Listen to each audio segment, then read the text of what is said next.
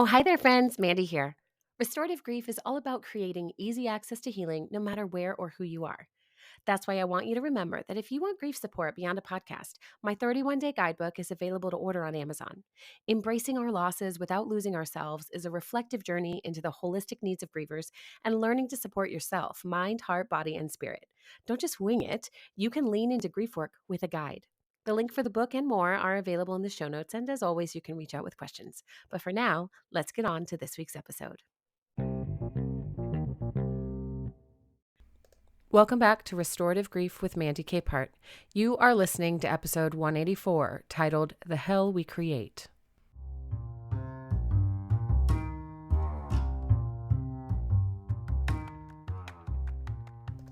How often do we unknowingly create the very hell we want to escape? Whether we are active participants in our lives or simply passive observers, we are always choosing a path, either toward connection with others or into deeper isolation. It's easy to imagine that we're not responsible for the state of things, that our silence or disengagement somehow protects us from pain, but that illusion only creates more suffering. When it comes to healing, we are only as healthy as the community around us, and that community can only be as strong as its most vulnerable member. So with that in mind, let's talk about how the personal choices we make to heal or not reverberate through everything, influencing not just our inner lives, but our relationships, our community, and even the larger world. In restorative grief, we recognize that healing isn't an isolated experience, nor is grieving. Grief is relational. It touches every part of our lives, even when we try to compartmentalize it or just pretend it's not there. We are always looking for a holistic approach, and in this instance, the part of our whole that applies so clearly to me is our spirit. It's not just our sense of spirituality. This is our sense of connection to ourselves, others, our community, and even the world at large. Understanding and nourishing our spirit is central to our healing because our personal grief doesn't exist in a vacuum. It is intertwined with our sense of self, our relationships with others, and the world we live in. When we acknowledge that our own healing is connected to the healing of others, we begin to see how our choices to either engage with or avoid our pain have far-reaching consequences.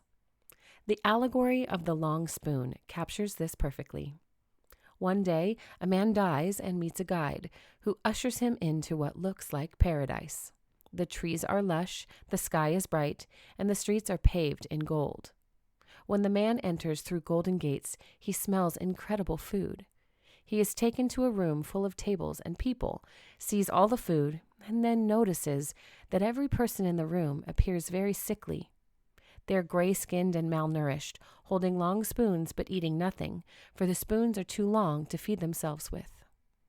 The man wonders how this could be a paradise as the guide takes him to another room. The second room is identical, with each person holding the same long spoon. However, in this room, each person is feeding the person across the table from themselves. They are thriving, healthy, and enjoying the paradise all around them. It's wild to realize that those trapped in hell have all the tools they need to feed themselves, but the spoons they've been given are too long to reach their own mouths. And it's only when they learn to feed each other that they can finally feel nourishment. The message is clear. We need each other. We cannot heal or thrive alone, but that does not mean we simply show up for others without doing the hard work within ourselves first.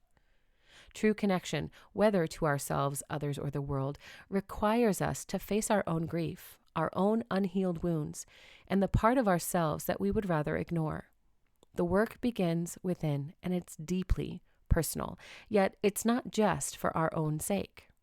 The personal work we do in grieving, in healing, and in becoming more whole allows us to show up for others in ways that are meaningful and authentic. It's not transactional care, it's transformative. But what happens when the work feels overwhelming? When grief comes from the places that seem impossible to heal, estranged family relationships, political divisions, broken religious communities, and more, we may be tempted to step back, to protect ourselves by disengaging or staying silent. But in doing so, we perpetrate the very isolation and pain we are trying to avoid. Silence isn't protection. Disengagement, it's not neutral.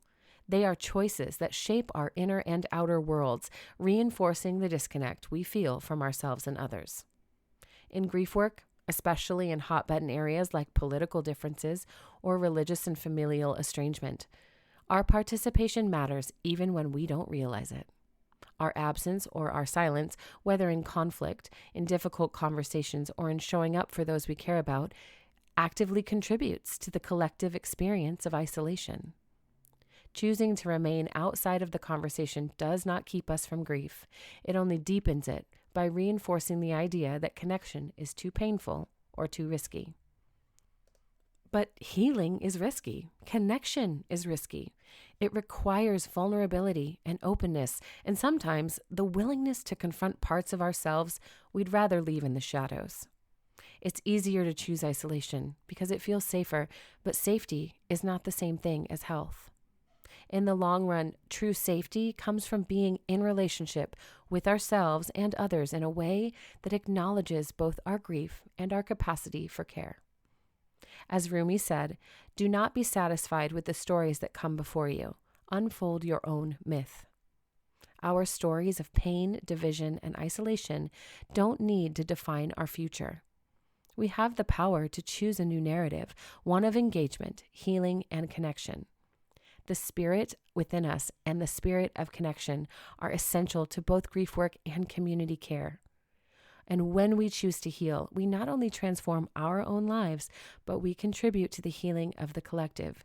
And that's where the magic happens. Every choice we make, whether to engage, to withdraw, to heal, or to remain stuck, has ripple effects. The spirit of connection reminds us that our healing is not a solitary endeavor. We are always in relationship with others, even when we feel the most alone, and that is where our hope lies. Though the road to healing may seem long and uncertain, every step we take toward wholeness creates a path for others to follow. Our personal healing is an invitation for others to do the same, and together we build the kind of community where no one has to carry their grief alone. The truth is, we are never powerless. Even when the work feels too big, too overwhelming, or too far off, we are always capable of creating spaces of safety, security, and belonging for ourselves and for each other. And it starts with the simple choice: show up, engage, and begin to heal. Let us not be satisfied with old stories of isolation and pain. Instead, let's commit to unfolding new myths of community, connection, and shared healing that become truth and guide us toward a world where grief is met with compassion and where we all find a place at the table, long spoons in hand, ready to nourish one another.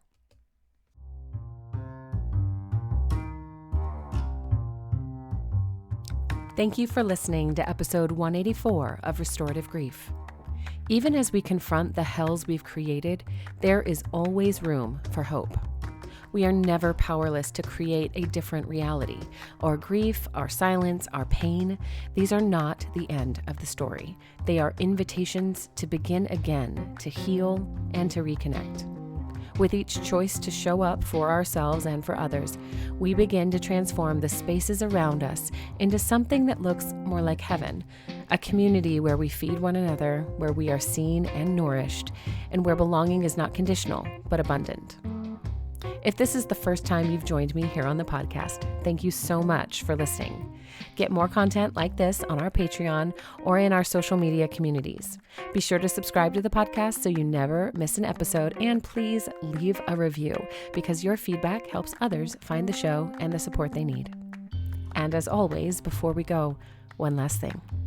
Please remember, the only solution for grief is to do the work of grieving. Thank you for listening. I'll see you next week.